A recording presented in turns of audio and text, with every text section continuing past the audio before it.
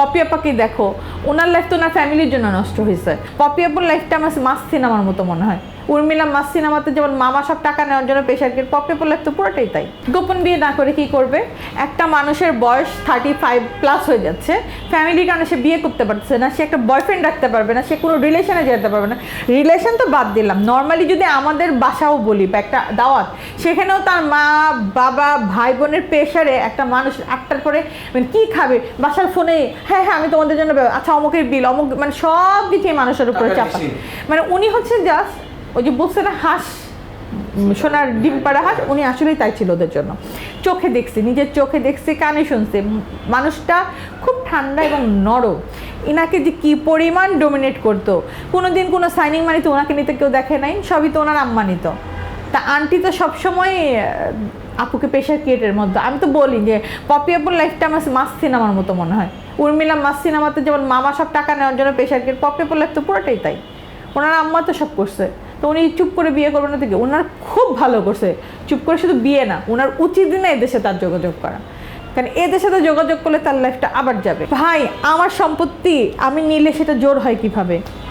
যাদের কিছুই ছিল না তাদের সব কিছু একটা মানুষ করে দিল, এখন তার বদলে তাকে বাদ দিয়ে দিচ্ছে। এটা আসলে কোন আইন আমি জানি না।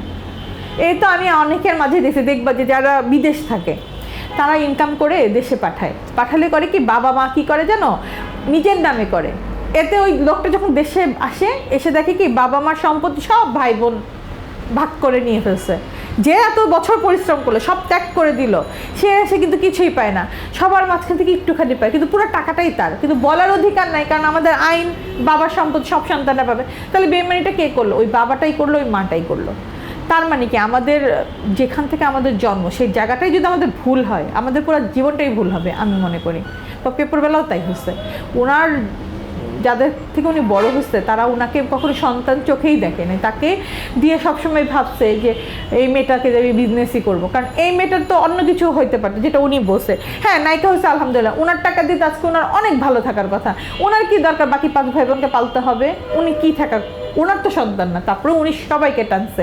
তার একটা ফ্রিজ কিনতে হলে তার মার জন্য কিনতে হয়েছে, তার একটা কিছু করতে হবে বাকি 5 জনের একটা। এটা কি সম্ভব? এটা কি সম্ভব? ধরো আমি একটা ফোন কিনছি, এখন বাকি 5 জনের জন্য আমার ফোন কিনতে হবে, এটা তো আসলে হয় না।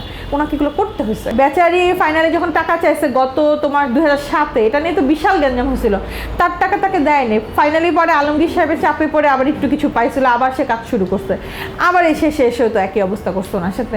তো উনি ভালো করছে, ওনার আরও আগে বিয়ে করে চলে যাওয়া উচিত ছেলেদের থেকে।